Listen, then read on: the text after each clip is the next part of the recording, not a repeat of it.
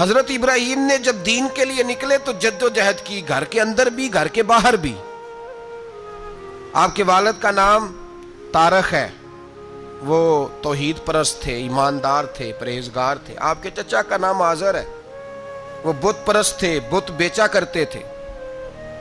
حضرت سیدنا ابراہیم علیہ السلام جب میدان عمل میں نکلے تو حضرت ابراہیم علیہ السلام نے اپنے گھر سے جہاد شروع کیا، لڑنا پڑا۔ گھر کے اصولوں سے چچا نے جو رواج بنائے ہوئے تھے اس رواج سے ٹکرائے۔ فرمایا میں اپنے گھر کے اندر یہ بت پرستی نہیں ہونے دیں گا۔ چچا کو ایک دفعہ نہیں، بار بار 100 دفعہ سمجھایا۔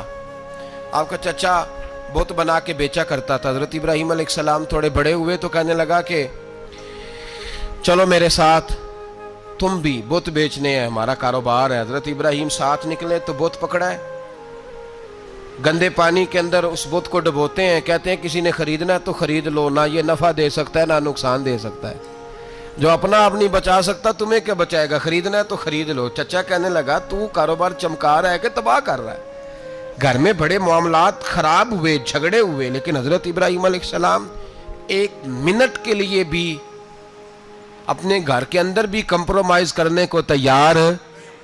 یہ تھوڑا مشکل میں نے پہلو چھیڑ دیا ہے، یہ تھوڑا مشکل پہلو چھیڑ دیا ہے۔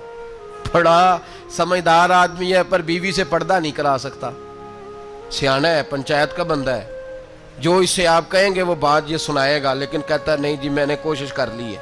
کس قسم کی کوشش ہے صاحب، یہ کیسے ہو گیا؟ حضرت ابراہیم علیہ السلام نے گھر کے اندر سے فرمایا نہیں کرنے دوں گا، گھر کے اندر بھی ٹکرائے۔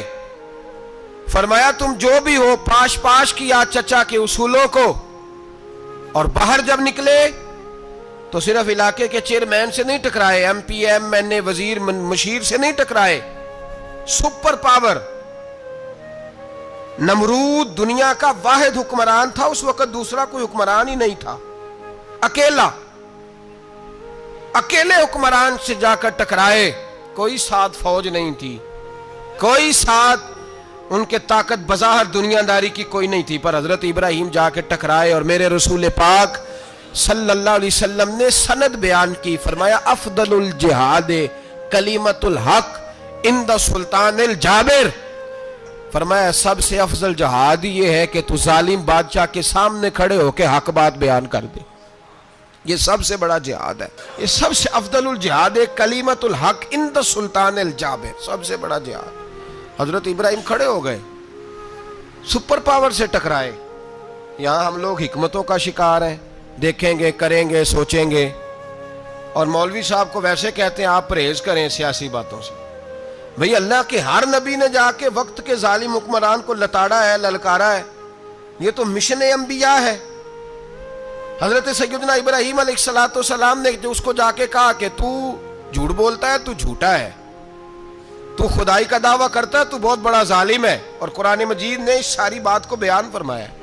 حضرت ابراہیم علیہ السلام سے کہنے لگا میں رب ہوں، تو آپ نے فرمایا میرا رب تو وہ ہے جو زندہ کرتا اور مارتا ہے، تو پھر آپ حق بات بیان کریں گے تو اللہ مارے گا کہ بندہ مارے گا؟ کچھ بھی نہیں ہوتا، کیونکہ زندگی موت کس کے ہاتھ میں ہے؟ اللہ کے ہاتھ میں، زندگی موت اللہ، کچھ بھی نہیں ہوتا۔ انسان صحیح سمت کا تعین کرے اور صحیح چلے۔ حضرت علی شیر خدا سے کسی نے کہا تھا کہ آپ کے بڑی دشمنی ہے، کوئی محافظ رکھ لیں۔ آپ فرمانے لگے موت خود بہت بڑی محافظ ہے، وقت سے پہلے آتی ہی نہیں، بڑی محافظ ہے، وقت سے پہلے۔ علامہ نورانی رحمۃ اللہ تعالیٰ علیہ کراچی جیسے شہر میں رہا کرتے تھے، جہاں گام گام پہ خطرہ تھا۔ لوگوں نے کہا حضرت اتنے بڑے لیڈر ہو، آپ کی جماعت کی 62 سیٹیں ہوئی قومی اسمبلی میں، ایک ایسا وقت بھی آیا تو کوئی ایک آدمی بندوق والا۔ آپ فرمانے لگے مجھے ضرورت ہی نہیں، اس لیے کہ جس خدا رسول کے لیے میں نکلا ہوں وہ خود ہی حفاظت کرنے والے ہیں، ضرورت نہیں ان چیزوں۔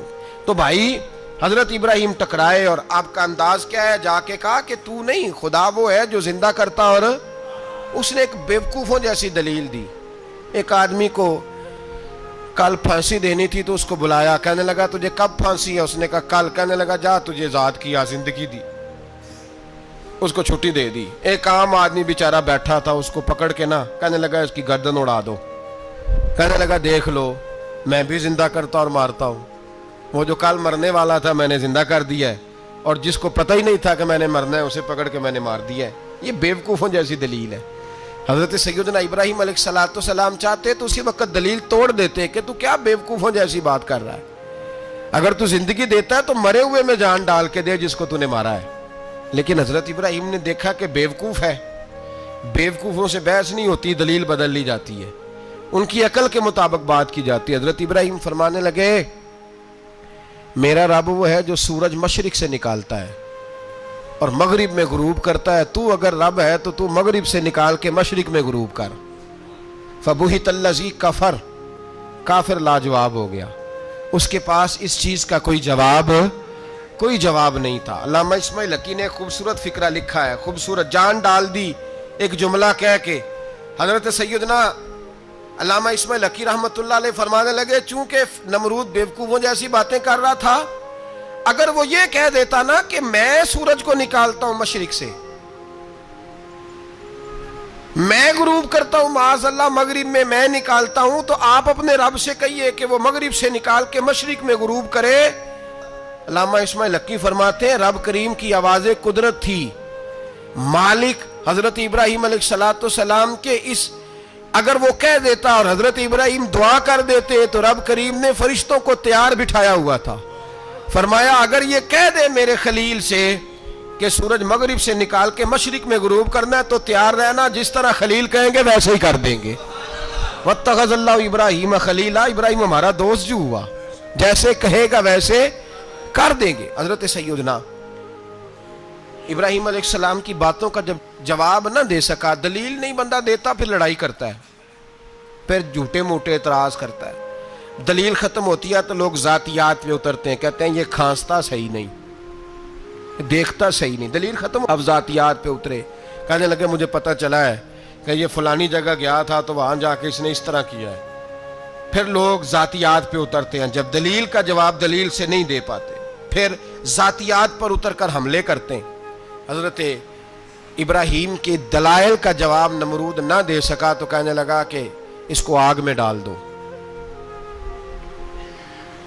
قوم گئی ہوئی تھی ساری، آپ نے بات سنی ہوئی ہے، میں نے صرف اشارہ دینا ہے، میلے پہ تو حضرت سیدنا ابراہیم علیہ السلام نے سارے بت توڑ دیے، کلاڑا بڑے بت کی گردن پہ رکھا، واپس آئے، کہنے لگے بت کس نے توڑے ہیں؟ تو فرمایا اس سے پوچھ لو جس کی گردن پہ کلاڑا ہے۔ کہنے لگے یہ تو بول ہی نہیں سکتا، تو فرمانے لگے بڑے بیوقوف ہو جو بولتا ہی نہیں، سنتا ہی نہیں، اپنا آپ نہیں بچا سکتا، اس کی پوجا کرتے ہو؟ کہنے لگے پکڑو، دلیلیں ختم ہو گئی، اس کو آگ میں ڈالو۔ بہت بڑی حویلی 45 فٹ مربع پہ مشتمل ایک حویلی بنائی گئی اور 45 فٹ اونچی۔ مختلف روایات، علامہ اسماعیل حقی کہتے ہیں کہ 3 مہینے تک نمرود نے کہا کہ اس کے اندر لکڑیاں ڈالو۔ لوگ پوچھنے لگے کتنی دنیا جلانی ہے؟ کہنے لگا بندہ تو ایک جلانا ہے، پر بندہ بڑا تگڑا ہے، ایک بندہ۔ 3 مہینے لکڑیاں ڈالی گئیں، اور لوگوں کی جو تہمات ہوتی ہیں نا وہ بڑی عجیب ہوتی ہیں۔ تہمات میں نے بڑی تفصیل سے رمضان المبارک میں گفتگو کی تھی، بدشگونی، تہمات لوگ لیتے ہیں، اس وقت بھی لوگ تہمات کا شکار ہو گئے، عقیدہ بگڑ جاتا ہے تو وہ عجیب و غریب باتیں کرنے لگتا ہے، تہمات کا شکار ہو گئے۔ بیبیاں نظر مانتی، میں بیمار ہوں، اگر صحیح ہو گئی تو اتنے من لکڑی دوں گی حضرت ابراہیم کی آگ جلانے کے لیے۔ ایک عورت لے کے جا رہی ہے لکڑیاں، تو ایک نیک دل آدمی نے اس سے پوچھا کہاں جا رہی ہو؟ کہنے لگی میں نے منت مانی تھی تو حضرت ابراہیم علیہ السلام کو معاذ اللہ جلانے کے لیے لکڑیاں لے کے جا رہی ہوں۔ تو وہ رب کریم کے بندے کہنے لگے تو ڈھونڈتی رہے گی، تجھے وہ جگہ ملے گی نہیں۔ وہ بی بی کئی مہینے گھومتی رہی، جگہ ہی نہیں ملی جہاں لکڑیاں ڈالنی، ماری گئی۔ تہمات کا شکار ہوئے بہت سارے لوگ، تہمات کا۔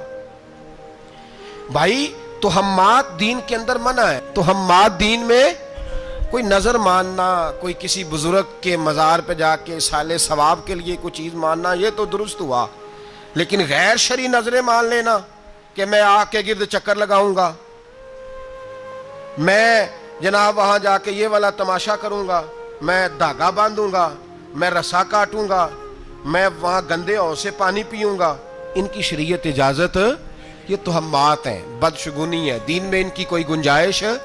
آپ نظر ماننے سے پہلے بھی کسی عالم سے رابطہ کریں کہ میں منت مانگنے لگا ہوں تو کیسے ماننی چاہیے، اس کا طریقہ پوچھیں. ایسے ہی غلط چیز کی منت تھوڑی مان لی جائے گی. بہرحال آمدام برسرے مطلب حضرت ابراہیم کے لیے آگ جلائی گئی. 45 فٹ اونچی آگ ہے، پرندہ بھی اوپر سے گزرتا ہے تو نیچے گر جاتا ہے جل کے. اتنے دن لگا کے آگ جلائی گئی. اب حضرت ابراہیم کو جلایا جانے لگا ہے. یہاں تو موجیں ہے نا، جو کسی ادارے کا سربراہ ہے اس کے لیے موج ہے، کسی جگہ آفیسر بن گیا تو موج ہے، پیر صاحب کے لیے موج ہے، علامہ صاحب کے لیے موج ہے، خطیب صاحب کے لیے موج ہے. جلنا کس کو پڑتا ہے؟ وہ علی کوئی نہیں رہا اللہ ماشاءاللہ. وہ لوگ گزر گئے جو تکلیفیں سہ کے کام کرتے تھے، گزر گیا زمانہ.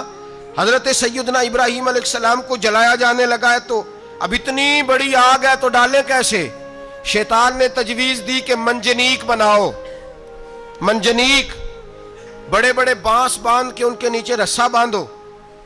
وہ جس طرح جھولنے کے لیے جھولا بنایا جاتا ہے، اس طرح ایک منجنیق پرانے زمانے میں اس میں پتھر رکھ کے پھینکے جاتے تھے دشمنوں پہ. وہ منجنیق بنائی گئی کہ دور سے حضرت ابراہیم کو پھینکیں گے. ہاتھ حضرت ابراہیم کے باندھ دیے، پاؤں مبارک باندھ دیے. پوری زمین پہ ایک نام لینے والا خدا کا. اور اس کو آج رسیوں میں جکڑا ہوا ہے. جب پھینکا جانے لگا نا آگ میں، حوریں رونے لگی، فرشتے تڑپنے لگے. اے اللہ یہ کیا ہونے لگا ہے؟ ایک تیرا خلیل اور وہ بھی آگ میں. فرمایا جاؤ جا کے اس سے کہو اگر تمہاری مدد لیتا ہے تو اسے بچاؤ. ہوا کا فرشتہ آیا، کہا ابراہیم اگر تو کہے. او بھائی ان چیزوں کو کہانی سمجھ کے نہ سنا کریں، یہ داستان نہیں، یہ وہ طریقے ہیں جو ہمارے رسول نے ہمیں اپنانے کا حکم ارشاد فرمایا ہے. جو عقیدے، یہ وہ نظریات ہے جو ہمیں اوڑھنے کو کہا گیا.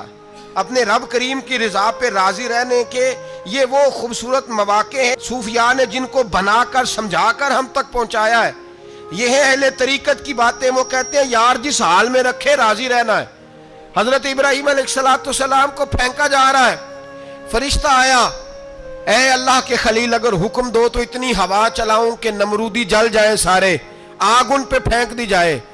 آپ نے فرمایا تو جا، تجھ سے مجھے کوئی کام نہیں. تھوڑی دیر کے بعد پانی کا فرشتہ آیا، کہا حضور اتنی بارش برساؤں گا کہ آگ بجھ جائے گی. فرمایا تو جا، تجھ سے کوئی کام نہیں. اب جب منجنیق میں رکھ دیے گئے، آگ میں جانے کا لمحہ ہے، تیاری ہے، حضرت جبریل امین حاضر خدمت ہوئے. کہا ابراہیم کوئی حاجت؟ فرمایا تجھ سے کوئی نہیں. کہا چلو مجھ سے نہیں تو رب کریم سے ہی بات کر لو، مجھے پتا ہے میں چھوٹا ہوں، آپ مجھ سے مدد کیوں لوگے، رب کریم سے ہی بات کر لیں. تو حضرت ابراہیم کہنے لگے جبریل یہ بتا رب کو نہیں پتا اس کا خلیل کس حال میں ہے؟ اسے نہیں پتا میں کس حال میں ہوں؟ میرے ہاتھ بندے ہیں، پیر بندے ہیں آگ میں، اسے نہیں پتا؟ بتایا تو اسے جاتا ہے جس سے خبر نہ ہو. تو اگر اسے پتا ہے تو اگر وہ جلانے پہ راضی ہے تو میں بھی جلنے کو تیار ہوں. میں تیار ہوں. اسے کہو ٹھیک ہے. حضرت سیدنا ابراہیم علیہ السلام کو منجنیق میں ڈال کے جو پھینکا آگ میں، یا نار کونی بردم و سلامن علی ابراہیم، اللہ نے فرمایا اے آگ میرے ابراہیم پہ ٹھنڈی بھی ہو جا اور سلامتی والی بھی ہو جا.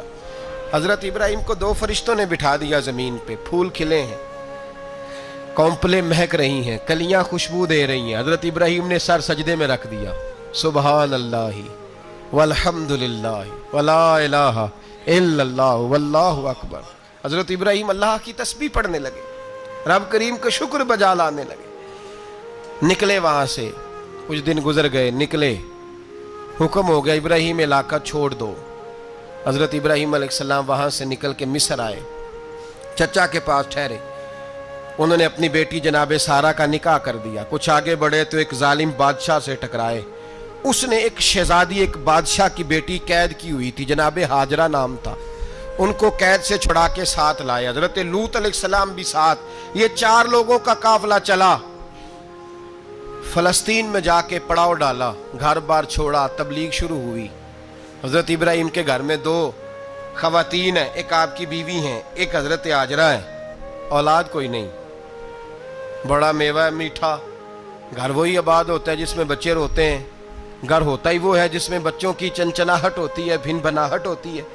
حضرت ابراہیم نے ایک بچہ روتے ہوئے دیکھا تو آنکھوں میں آنسو آئے. کہنے لگے ربی حب لی من الصالحین، یا اللہ مجھے بھی نیک اولاد عطا کر دے. حضرت سارہ نے سن لیا، کہنے لگی ابراہیم شاید میرے بطن سے تو آپ کو نصیب نہیں، ہاجرہ سے نکاح کر لو۔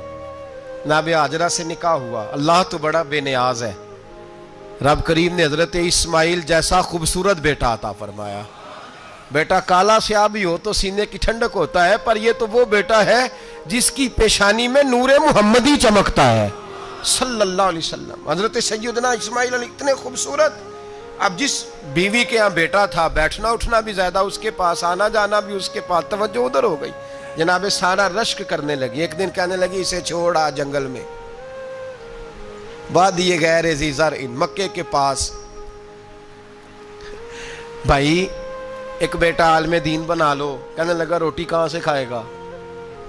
تیرے 5 بیٹے ہیں، کو حافظ قرآن بنا، کہتے روٹی کہاں سے کھائے گا؟ وہ بچہ بھی کہتا ہے میں کہاں سے کھاؤں گا؟ حضرت ابراہیم علیہ السلام تو چند مہینے کا بچہ چھوڑ آئے، تو کہاں سے روٹی کھائی حضرت اسماعیل نے؟ کہاں سے کھائی ان کی اماں نے روٹی؟ بھوکے مر جاتے ہیں یہ سارے۔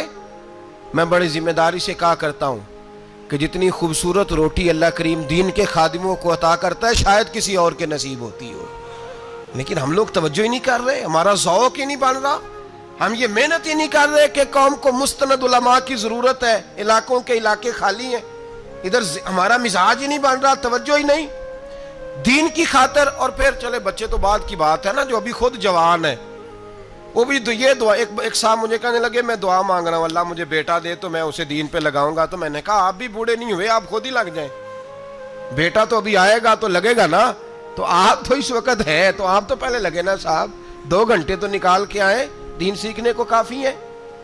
آپ اتنی لمبی سوچ رہے ہیں کہ بچہ آئے گا تو بڑا ہوگا تو وہ جائے گا تو دیکھی جائے گی، ابھی تو آپ ہیں تو آپ تو آؤ۔ حضرت ابراہیم نے بچہ وہاں چھوڑا۔ یہاں سے جو عمرہ کرنے لوگ جاتے ہیں نا، جو حج کرنے جاتے ہیں، ان کو پتہ ہے کہ وہاں دنیا کی ہر نعمت ملتی ہے، پھر بھی ڈبل ٹرپل پیسے لوگ جیبوں میں ڈال کے جاتے ہیں۔ حضرت ابراہیم جب وہاں لے کے گئے تو کوئی انسان نہیں تھا، پانی کا قطرہ نہیں تھا، 2 کلو کھجوریں، ایک مشکیزہ، بیوی کو تھمایا۔ ہمارے گھر میں ہزاروں چیزیں پڑی ہیں، لیکن وہ جو توکل ہے نا وہ ختم ہو گیا ہے۔ اللہ دے گا، حلال حلال پہ قناعت کرے، جائز جائز پہ بھروسہ کرے، رب کریم عطا کرنے والا ہے، وہ مزاج ختم ہو گیا۔ حضرت سیدنا ابراہیم علیہ السلام 2 کلو کھجوریں، ایک مشکیزہ پانی کا دے کر کے، اور وہاں بٹھایا آپ نے اپنے بچے کو اور اپنی زوجہ جناب ہاجرہ کو، اور بٹھا کر کے یہ واپس پلٹنے لگے تو حضرت ہاجرہ سلام اللہ علیہ نے آواز دی، کہا ابراہیم کس کے سہارے پہ چھوڑ کے جا رہے ہو؟ جہاں آب زمزم کا کنواں ہے نا، جو لوگ گئے ہیں جنہوں نے صفا مروہ کی صحیح کی ہے، صفا مروہ سے باہر نکلے نا، سرکار کی ولادت کا مقام ہے، اس جگہ پہ آب زمزم کا کنواں تھا، وہاں حضرت سیدنا ہاجرہ کو بٹھایا، کوئی چیز نہیں، کوئی درخت نہیں، کوئی کھیت نہیں، کوئی پانی نہیں، کوئی کنواں نہیں، وہاں بٹھایا اور بٹھا کر کے نکلنے لگے تو جناب ہاجرہ فرمانے لگی ابراہیم کس کے سہارے پہ چھوڑ کے جا رہے ہو؟ کہنے لگی اللہ کے سہارے پہ۔ تو پاک باز بی بی نے ایک لفظ پوچھا، کہا ابراہیم یہ میرے رب کا حکم ہے، یہ میرے، بس جن کا عقیدہ توحید مضبوط ہو ان کے لیے ایک جملہ کافی ہوتا ہے، یہ میرے اللہ کا حکم ہے۔ تو جناب ابراہیم علیہ السلام فرمانے لگے ہاجرہ ہاں رب کا حکم ہے۔ جب یہ لفظ کہے تو چاہیے تھا نا حضرت ابراہیم تسلی دیتے، تو بی بی صاحبہ تسلی دینے لگی، عرض کرنے لگی ابراہیم اگر اللہ کا حکم ہے تو پھر آپ ہماری فکر نہ کرنا، اگر یہ رب کا حکم ہے تو پھر ہماری فکر نہ کرنا، جس رب نے ہمیں یہاں تک پہنچایا ہے وہ ہمیں کبھی بھی ضائع نہیں فرمائے گا، پھر فکر نہ کرنا۔ حضرت ابراہیم آ گئے، بات آپ نے سنی ہوئی ہے، اشارہ کرنا مقصود ہے۔ 13 سال میں چلے مان بھی لیا جائے بعض روایات کی روشنی میں کہ آتے جاتے بھی رہے، لیکن مکمل دیکھ بھال اپنے بچے کی پرورش میں پورا حضرت ابراہیم علیہ السلام کا کردار، سارا کردار ماں کا تھا۔ میں جب خواتین کے بارے میں کوئی بات کرتا ہوں تو میں آپ کو اکثر کہتا ہوں کہ یہ صرف بیوی کے لیے حکم نہیں ہوتا، یہ ٹریننگ بیٹی کو دینی ہے اور بہن کو دینی ہے، یہ تربیت کرے اپنے گھر میں۔ میں تجربے کی روشنی میں یہ بات عرض کیا کرتا ہوں کہ بھائی بچے باپ کے فرما بردار اس وقت ہوتے ہیں جب اماں انہیں باپ کا فرما بردار کرتی ہے، اور بچے باپ کے نافرمان بھی تب ہوتے ہیں جب اماں انہیں باپ کا، میں نے اپنے کانوں سے سنا ایک دفعہ ایک بچہ اپنے باپ سے کہہ رہا ہے آپ نے تو ساری زندگی باہر گزار دی، پیسے کمانا کون سا مشکل کام ہے، دکھ سکھ تو سارے اماں نے برداشت کیے، سکولوں میں وہ جاتی تھی، فلانا کام وہ کرتی تھی، فلانا کام. اب یہ سوچ اس کی ذاتی تو نہیں، یہ اس کو دی گئی ہے. اور اگر اس کو یہ سوچ دے دی جائے کہ اماں کہے کہ میں تو اپنوں میں رہی ساری زندگی، میں نے تو اپنوں میں وقت گزارا، اور تیرا باپ تو کئی دفعہ جنازے بھی نہیں پڑھ سکا، اس نے تو ماں باپ ایسے دفن کر دیے، وہ اگر یہ سوچ فراہم کرے تو پھر بچہ باپ کا فرما بردار ہوتا ہے. اور یہ والی روایتیں ہم بیوی کو سناتے ہیں، حالانکہ کس کو سنانی چاہیے؟ بولیے. بہن اور بیٹی کو، بہن اور بیٹی کو سنائیں یہ باتیں، ان کو سمجھائیں، تاکہ آگے جا کے وہ جو گھر ترتیب دیں وہ گھر بڑا عمدہ اور نکھرا ہوا ہو. حضرت سیدنا ابراہیم 13 سال کے بعد آئے، چونکہ گھر میں اللہ تبارک و تعالیٰ کی دوستی کا چرچا تھا، اللہ تبارک و تعالیٰ کی محبوبیت کا غلبہ تھا. 13 سال کے بعد فلما بالغ معہ سعیا، بیٹا جب اتنا بڑا ہوا کہ سال چلنے لگا، تو حضرت ابراہیم نے اپنے بیٹے کو بلا کے کہا بیٹا مجھے خواب آئی ہے، میں تجھے ذبح کر رہا ہوں، تیری کیا رضا ہے؟ تو حضرت اسماعیل کہنے لگے یا ابت افعل ما تؤمر، ابا جی اللہ جیسے حکم دیتا ہے میرے ساتھ ویسے ہی کریں، جیسے اللہ حکم دیتا ہے ویسے ہی، بولیے، ویسے ہی کریں. حضرت حاجرہ کو کہا کہ ایک دوست نے دعوت کی ہے تو وہاں جا رہے ہیں. بی بی مطمئن ہے، تفصیلات کی ضرورت نہیں، ختم بات، اعتبار ہے، مطمئن ہو گئی. شیطان پیچھے سے آیا اماں کے پاس. ذرا تھوڑی دیر کے لیے تصور جمائیے، یہاں تو پڑوسن آ کے کوئی بات بتا دیتی ہے خاوند کے بارے میں تو کئی مہینے جھگڑا جاری رہتا ہے، پڑوسن محلے دار. شیطان نے آ کے بتایا لفظ کیا ہے؟ کہا حاجرہ تمہیں پتہ ہے کہاں جا رہے ہیں؟ کہا دوست کی دعوت میں. تو کہنے لگے دوست کون ہے؟ رب کریم. اور ابراہیم کا خیال ہے کہ اس رب نے مجھے حکم دیا ہے کہ میں ذبح کروں. تو حضرت حاجرہ کہنے لگی کبھی باپ بھی بیٹا ذبح کرتے ہیں؟ تو شیطان کہنے لگا ان کا خیال ہے کہ ان کے رب نے حکم دیا ہے. تو جناب حاجرہ فرمانے لگی اگر رب نے حکم دیا تو پھر تو مجھے شیطان لگتا ہے، تو مجھے شیطان لگتا ہے. کہا کیا مطلب؟ فرمانے لگی اگر رب کریم کا حکم ہے تو میرے پاس ایک اسماعیل ہے، اگر 1000 بھی ہوتے میں سارے اللہ کے راستے میں پیش کر دیتا، دے دیتی. مالک کا ہی تو ہے سارا کچھ، اسی کا ہے، اس میں لیت اللہ کی کیا گنجائش؟ حضرت سیدنا ابراہیم علیہ السلام نے بیٹے کے حلق پہ چھری رکھ بھی دی اور چھری چلا بھی دی، رکھ بھی دی، اور وہ تو اللہ کریم نے فرمایا یا ابراہیم قد صدقت الرؤیا، ابراہیم تو نے خواب سچا کر دکھایا، وہ قیامت تک تیرا نام رہے گا. حضرت ابراہیم نے وطن بھی دیا، جان بھی دی، بیٹا بھی. اللہ کریم نے دمبے دیے، فرمایا یہ فدیہ ہے. اب یہ قربانی قیامت تک حضرت ابراہیم کے طریقے کے مطابق جاری ہے. حضرت ابراہیم بہت بڑے مہمان نواز تھے، بہت بڑے. آپ جب مصر میں قیام تھا تو بڑے بڑے لمبے چوڑے لنگر پکتے تھے، لوگ آیا جایا کرتے تھے، بڑا تفصیل کے ساتھ کھانا ہوتا تھا. مہمان نوازی آپ کی خاص صفت مبارکہ ہے. ہمارے ہاں بھی مہمان نوازی ہوتی ہے امیروں کی، بلکہ اب تو مہمان نوازی اس طرح کی ہے کہ کل تیری میرے پاس دعوت ہے اور پرسوں میری تیرے پاس ہے. وہی امیروں میں وہ چکر رہتا ہے، پارٹیاں دوست ایک دوسرے کو ڈالتے ہیں، تیری طرف پارٹی تیری طرف.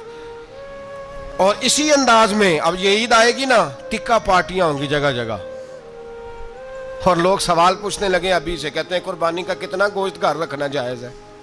قربانی کا کتنا گوشت گھر رکھنا جائز ہے؟ سارا ہی جی. اس لیے فریزر لے لے، فریج سے نہیں کام چلے گا، سارا ہی جہاز گھر رکھنا سارا ہی جائز ہے، رکھ لیں. او خدا کے بندے، قربانی وہ بندہ دیتا ہے جو سارا سال ہی گوشت کھاتا ہے. صحیح کہہ رہا ہوں؟ قربانی صاحب نصاب صاحب استطاعت بندہ دیتا ہے نا، تو وہ سارا سال ہی گوشت، تو سارا گھر میں رکھنا بھی جائز ہے، لیکن سارا دے دینا بھی. تو جو آ رہی ہے اس پہ کیوں توجہ کرتے ہو؟ جو دوسرا جائز ہے اس پہ کیوں نہیں عمل کرتے؟ سارا تقسیم کر دیں، بات ختم ہوئی. یقین کریں محرم میں جا کے دوست ٹیلی فون کر کے سوال پوچھتے ہیں، کہتے ہیں صاحب سنا ہے قربانی کا گوشت محرم میں کھانا جائز نہیں. میں کہ نہیں، ربیع الاول چ بھی جائز جے، رجب رمضان تک کھاؤ، کوئی بندہ نہیں منع کرتا، اس لیے کہ کسی کو دینا تو پسند ہی نہیں. یہاں پھر اس میں سے جو خاص چیزیں ہیں وہ اپنی فریج میں، اور باقی جو ہے وہ دوسروں کے لیے. یہ کیا طریقہ ہے ہمارا؟ اور اسی پہ عمل ہے. اللہ تبارک و تعالی ہمیں سمجھنے کی توفیق عطا فرمائے. حضرت ابراہیم بہت بڑے مہمان نواز تھے. صرف قربانی نہیں دیتے تھے, سارا سال بہت سارا لنگر, بہت سارا کھانا پینا, بہت ساری چیزیں جاری رہتی تھی. اور جتنے غریب لوگ تھے فلسطین کے, ان کو پتا تھا کہ حضرت ابراہیم علیہ السلام کا لنگر جاری ہے. فلسطین میں جب آپ کا قیام تھا, ایک دفعہ ڈھیروں مہمان آ گئے اور کھانے کو کوئی چیز نہیں. حضرت سارہ اور جناب ہاجرہ دونوں اس وقت موجود تھیں. وہ کہنے لگی ابراہیم بہت سارے مہمان آ گئے تو کیا کریں. جناب سارہ کہنے لگی کس طرح کر کے ان کی مہمان نوازی کرنی. اور حالات یہ ہیں کہ قحط پڑا ہوا ہے فلسطین میں, مصر میں, دور دراز علاقوں میں. تو حضرت ابراہیم کہنے لگے یہ اللہ کے مہمان ہیں اور ہمیں رب کریم کا بندہ سمجھ کے آ گئے ہیں, اللہ ہی بندوبست کرے گا. فرمانے لگے میرا مصر میں ایک دوست ہے, وہ قحط کے دنوں میں غلہ جمع کر لیتا ہے, میں اس کی طرف پیغام بھیجتا ہوں, مجھے امید ہے وہاں سے غلہ ملے گا. 2 3 5 اونٹ والے غلام بلائے اور ان کو کہا کہ جاؤ غلہ لے آؤ مصر کے دوست سے. وہ لوگ کہتے ہیں ہم غلہ لینے گئے, وہاں جب پہنچے تو حضرت ابراہیم خلیل اللہ علیہ السلام کا پیغام دیا تو آپ کا وہ دوست کہنے لگا غلہ تو بے شمار تھا, مجھے خبر نہیں تھی کہ حضرت ابراہیم کا پیغام آئے گا, تو میں تو سارا تقسیم کر چکا ہوں. لوگ لے گئے, اب تو کوئی شے نہیں. اب وہ خالی آ گئے 5 کے 5 اونٹ. جب خالی آئے تو حضرت ابراہیم کی حویلی کی دیواریں چھوٹی چھوٹی تھیں. ان غلاموں میں سے, خادموں میں سے, آپ کے ان چاہنے والوں میں سے ایک کہنے لگا یار وہ غریب تو انتظار کر رہے ہوں گے کہ غلہ لینے گئے ہیں, ہمیں روٹی ملے گی. چھوٹی چھوٹی دیواریں ہیں, وہ جب دیکھیں گے نا خالی آ گئے تو انہیں تکلیف ہوگی. اس طرح کرو بوریوں میں ریت بھر لیتے ہیں, ریت بھر کے لے جاتے ہیں, بعد میں اندر رکھ کے انہیں سمجھا بہلا لیں گے یا حضرت ابراہیم کو بتائیں گے, وہ خود ہی ان لوگوں کی دل جوئی فرمائیں گے. اب غلہ کی جگہ ریت بھر کے اونٹوں پہ رکھ کے لائی گئی. لا کے بوریاں جب رکھ دی گئیں, حضرت ابراہیم علیہ السلام دوپہر کے وقت آرام فرما رہے تھے. بی بی سارہ اٹھی, کہتی ہیں جب میں نے دیکھا نا کہ بوریاں پہنچ گئی ہیں تو گئی, غلام کو ساتھ لیا اور اس کو جب کھولا نا تو کہتی اتنی حسین گندم میں نے پہلے کبھی دیکھی نہیں تھی, اتنا پیارا دانہ میں نے کبھی ملاحظہ ہی نہیں کیا تھا. فرماتی ہیں جب اس کو پیس کر چکی میں روٹیاں پکائیں تو خوشبو دور دور تک پھیل گئی, اعلیٰ غذا بنی. بڑے بڑے کھانے بیبیوں نے مل کے پکائے, چن دیے گئے. حضرت ابراہیم اٹھے تو لوگ کھانا کھا رہے, سجدہ شکر ادا کیا, اور جب سجدے میں گئے تو وحی آنے لگی, پھر رونے لگے. جب پلٹ کر باہر تشریف لائے تو جناب سارہ کہنے لگی ابراہیم تمہارا مصری یار بڑا اچھا ہے, اس نے اتنی اعلیٰ گندم بھیجی ہے کہ اتنی تو میں نے پیاری گندم کبھی دیکھی نہیں. جناب ابراہیم مسکرائے, فرمانے لگی سارہ یہ مصری یار نے نہیں بھیجی, یہ میرے عرشی یار نے بھیجی ہے.